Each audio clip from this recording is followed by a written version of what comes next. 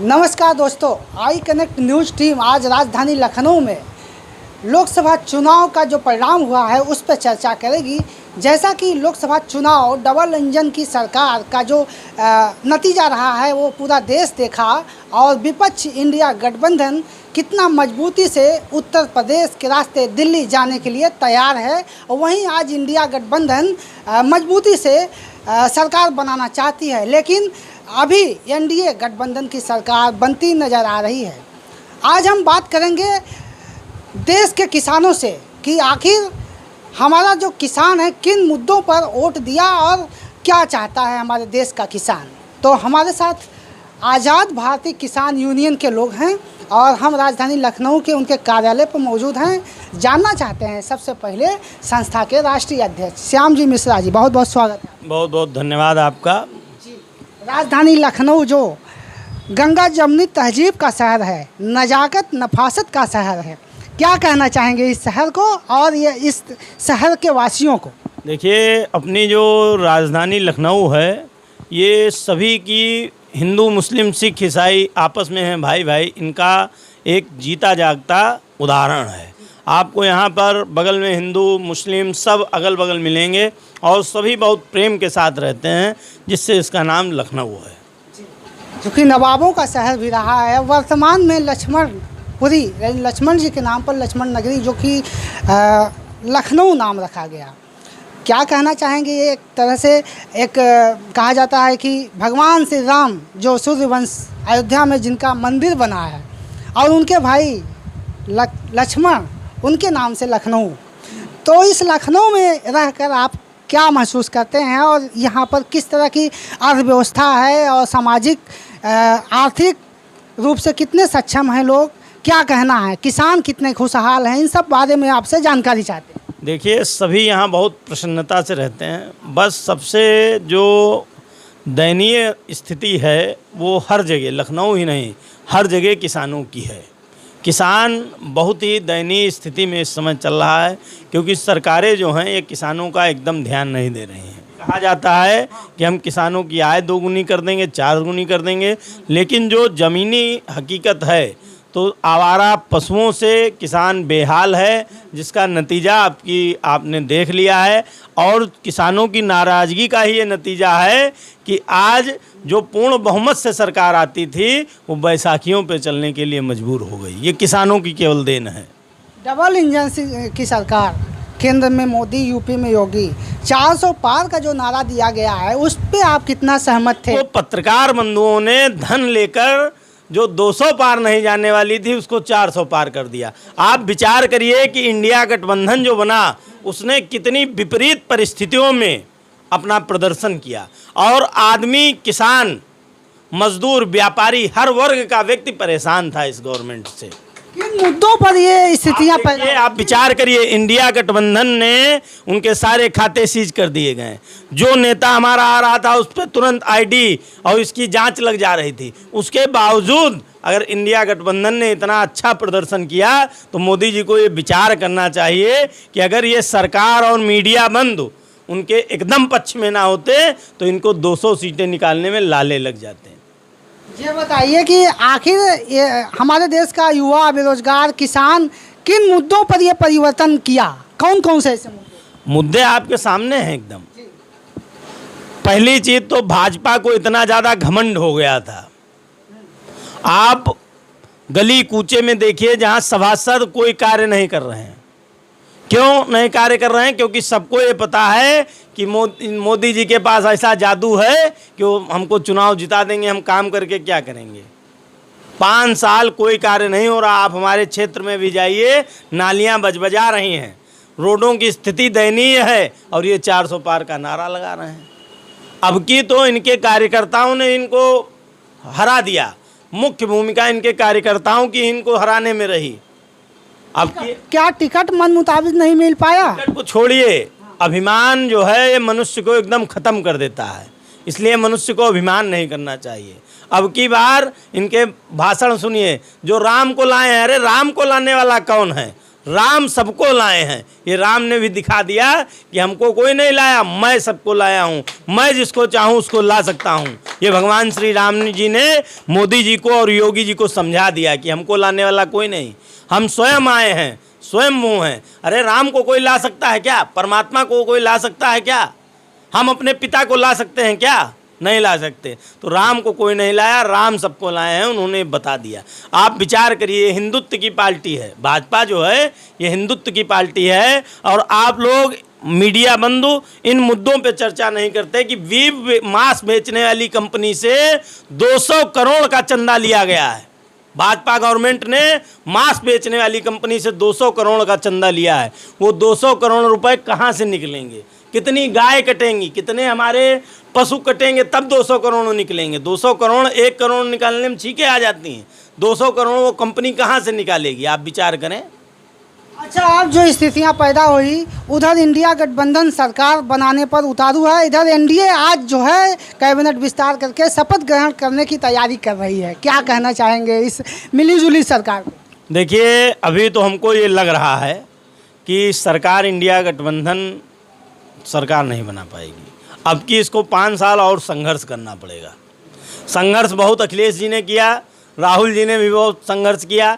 आप विचार करिए, जिनकी हंसी उड़ाई जाती थी, जिनको शहजादे कहा जाता था, और इन लोगों को कितनी, इनके जो भाजपा वाले हैं उन्होंने कितनी इन लोगों की हंसी उड़ाई, उसके बावजूद इन लोगों ने इतना अच्छा कार्य किया कि आज ये लोग एक मजबूत विपक्ष के रूप में, जब हमारा विपक्ष मजबूत होगा तो हमारे देश में जो कार्य होगा वो और अच्छा होगा।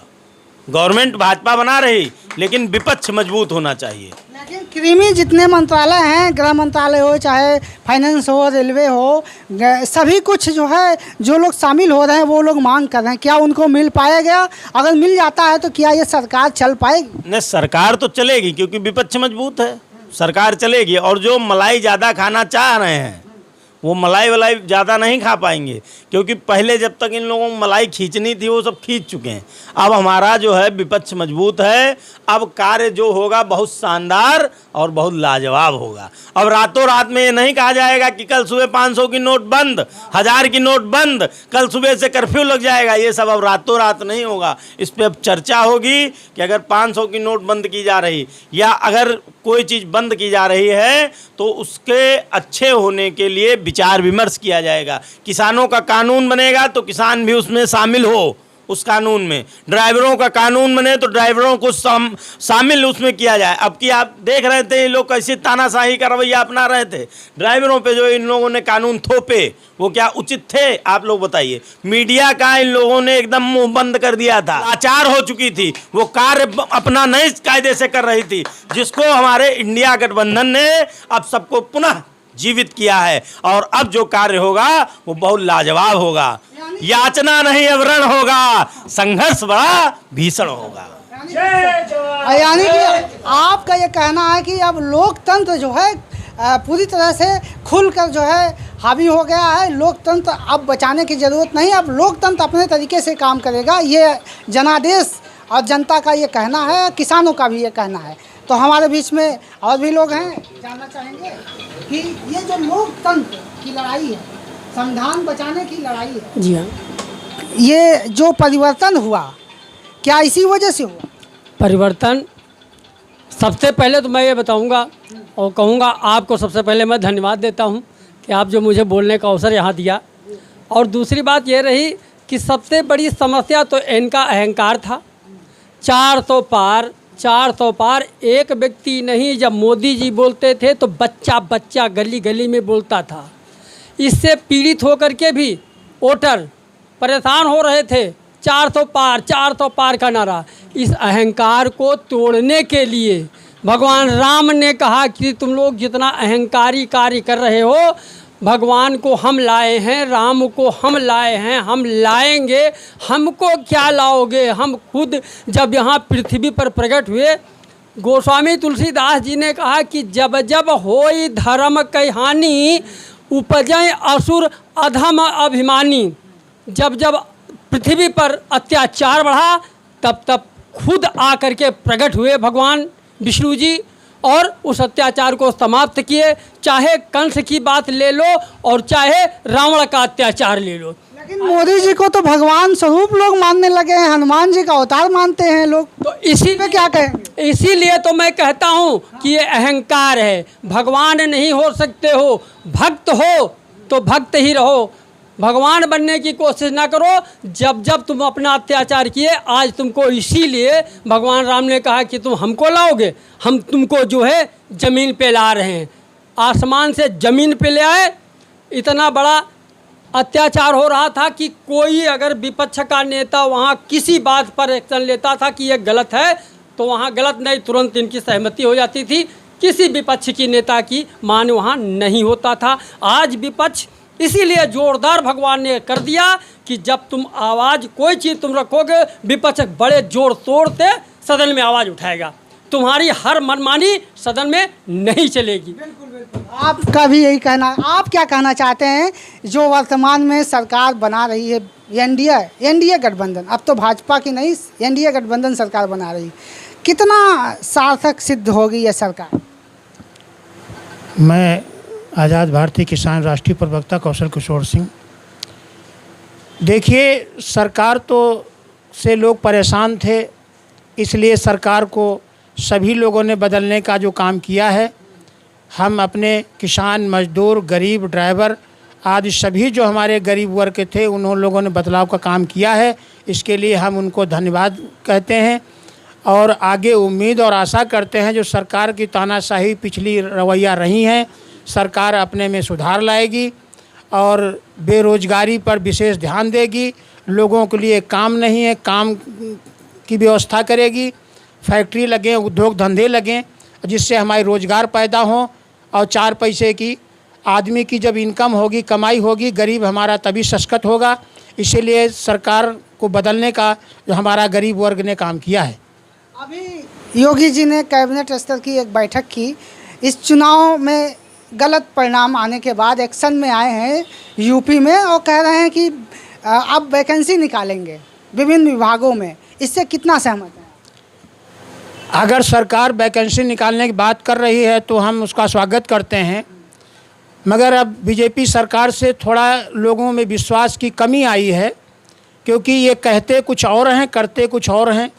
जब सरकार बन जाती है तो ये उद्योगपतियों के समर्थक बनकर कार्य करते हैं, जब तक सरकार नहीं बनती है तब तक ये गरीबों की बात करते हैं। तो विश्वास की कमी आई है।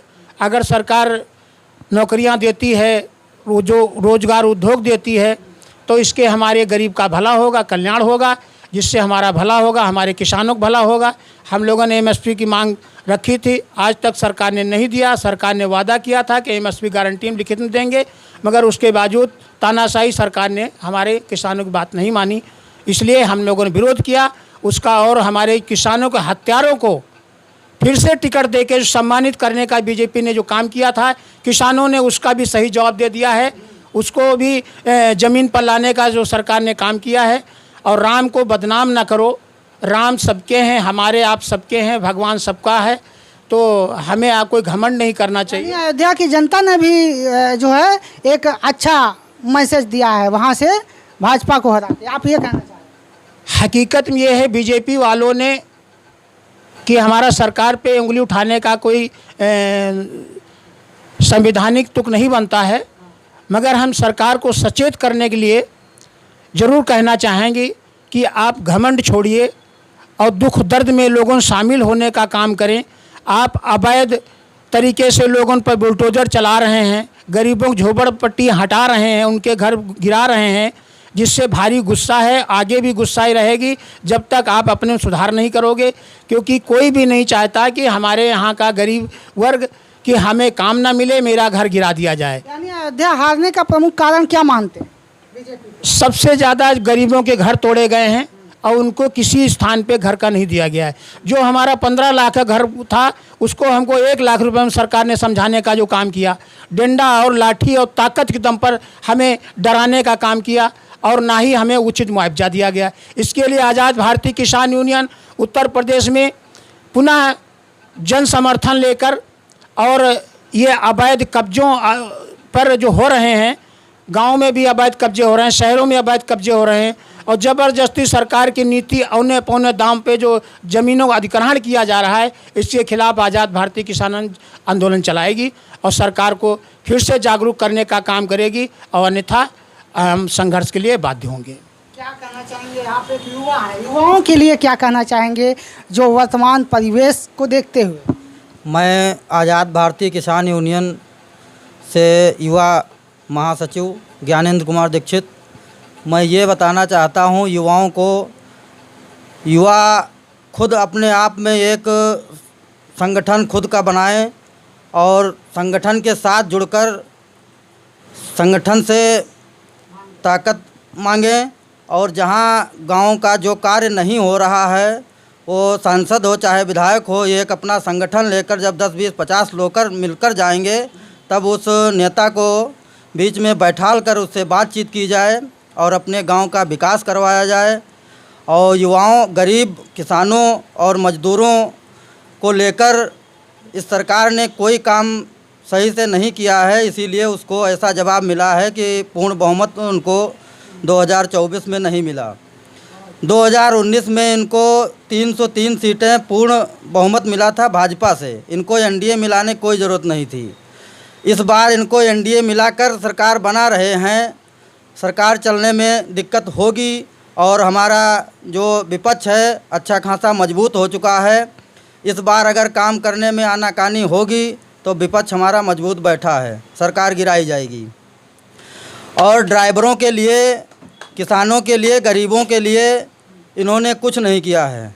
गरीब का, किसानों का जो अनाज पैदा होता है वो 15 रुपये 18 रुपये में ख़रीद कर बाद में वही स्टोर किया जाता है मंडियों में, 50 रुपये में, 45 रुपये में गरीबों को वही दिया जाता है। क्या उचित है?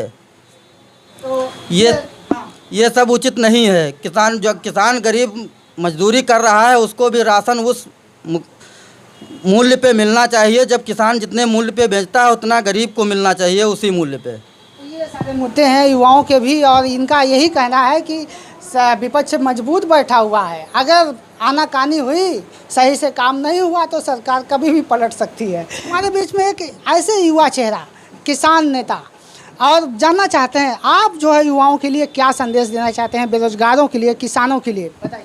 मैं बुद्धिसेन सिंह सोलंकी, आज़ाद भारतीय किसान यूनियन युवा प्रदेश उपाध्यक्ष। किसानों के लिए, किसानों का संघर्ष पहले भी था, संघर्ष अब भी रहेगा। अगर किसानों के मन के कार्य नहीं होंगे तो किसान हर जगह पर संघर्ष करने के लिए तत्पर है, हमेशा है। भाजपा चुनाव लोकसभा लड़ी और इतनी खराब स्थिति रही, क्या मानते हैं आप, एक युवा हैं, आपके नज़रिए से ये स्थिति क्यों बनी? अति उत्साह, ज़्यादा आत्मविश्वास, छल, दल, बल, इनका कुछ काम नहीं आया, पहला पॉइंट। दूसरा पॉइंट, इन्होंने मीडिया के मामले पे इतना फोकस किया कि सब मीडिया का वर्चस्व था। कहीं कहीं पर हम जा कर के खुद वहाँ की स्थिति देखे, लोग इनको पहले से ही नहीं चाह रहे थे कि ये आएँ। लखनऊ मंडल, अवध मंडल ये पूरा हारे हैं, अवध मंडल ये पूरा हारे हैं, वहाँ से एक भी सीट बीजेपी की नहीं निकली। और मैं अभी आज के 3-4 महीने पहले बारिश हुई थी, वही फागुन के पहले, जिसमें ओलावृष्टि हुई थी, काफ़ी किसानों का नुकसान हुआ था। तो उसमें एक मेरा भी विचार है, हमारे मित्र उनका भी विचार है कि बारिश इसी हुई थी। मोदी हर जगह यही कह रहे थे कि मोदी की गारंटी, मोदी के पास इतना धन बचा हुआ है कि हमेशा बांटते रहेंगे, कोई कसर नहीं आएगा। आप ये बताइए, प्रकृति से आप गारंटी नहीं ले सकते हैं। जो नेचुरल गॉड गिफ्ट है वो नेचुरल गॉड गिफ्ट रहेगा। प्राकृतिक सौंदर्य के संग हम लोग खिलवाड़ नहीं कर सकते हैं। गारंटी भी फेल हो गई, गारंटी भी इनकी फेल हो गई। आप क्या कहना चाहेंगे? महिलाएं जो है कितना सक्षम हैं, आत्मनिर्भर हैं और पिछले सरकारों में और वर्तमान जो सरकार बन रही है उससे क्या मांग है? हमारी मांग यह है कि महिलाओं के लिए घर में चूल्हा दे दिया गया, लेकिन सिलेंडर इतना महंगा कर दिया गया, सब्सिडी भी नहीं कटती है, वो भी नहीं मिलता है। महिलाएं इतनी परेशान हैं घर को लेके, बच्चों को लेके। तो महिलाओं के लिए कुछ किया जाए। जो भी कहा उन्होंने कि महिलाओं को मिलेगा, वो नहीं मिल रहा है। तो आज हमने जाना लोकसभा चुनाव के बाद उत्तर प्रदेश की ये जो बुरी स्थिति हुई भाजपा की, और आज ये स्थिति ऐसी हुई कि एनडीए सरकार गठबंधन की ऐसी स्थिति में है कि कई लोगों के साथ नतमस्तक होकर आज मिलीजुली सरकार बना रही है और उनको क्रीमी यानी बड़े बड़े जो मलाईदार मंत्रालय हैं देने पर मजबूर है और उसके बाद शपथ ग्रहण भी होना है। फिलहाल आज हम राजधानी लखनऊ में जनता का मूड जाना, किसान संगठन से मिला, किसानों की क्या सोच है इसके बारे में जाना, तो लोगों का यही कहना है कि जो स्थितियां पैदा हुई जिससे हमारी जनता जूझ रही थी, किसान जूझ रहे थे, उसी का परिणाम डबल इंजन सरकार को दे दिया। अब यह इन लोगों का कहना है कि हमारे गांव का विकास हो, हमारे देश का विकास हो और स्पष्ट जनादेश जनता ने दे दिया है, विपक्ष को मजबूत कर दिया है कि अब कोई भी मनमानी नहीं चलेगी। आई कनेक्ट न्यूज़ के लिए लखनऊ से मैं सुभाष निषाद।